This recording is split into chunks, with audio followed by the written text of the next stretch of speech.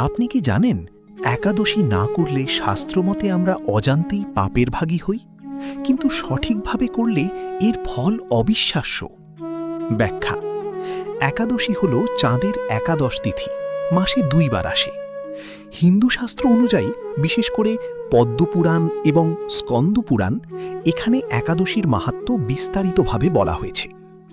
শাস্ত্রে বলা হয়েছে একাদশী তিথিতে পাপ পুরুষ শস্যের মধ্যে অবস্থান করে, তাই এই দিনে চাল, গম, ডাল খেতে নিষেধ করা হয়েছে। কেন একাদশী পালন করা হয়?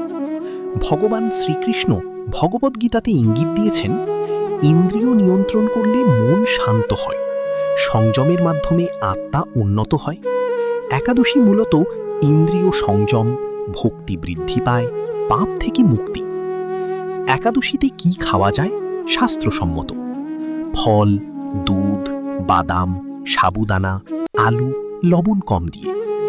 যা খাওয়া যাবে না: চাল, গম, ডাল, পেঁয়াজ, রসুন। সবচেয়ে বড় ভুল, ইম্পর্টেন্ট পার্ট, অনেকেই ভাবে শুধু না খেলে হলো। এটা শাস্ত্রসম্মত নয়। মন পরিষ্কার না হলে, নাম জপ না করলে, ভগবানের স্মরণ না করলে একাদশীর সম্পূর্ণ ফল পাওয়া যায় না।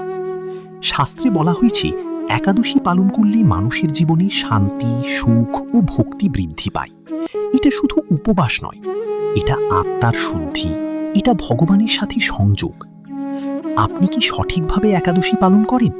কমেন্টে লিখুন হরি বল, আর ভিডিওটি শেয়ার করুন যাতে সবাই সঠিক নিয়ম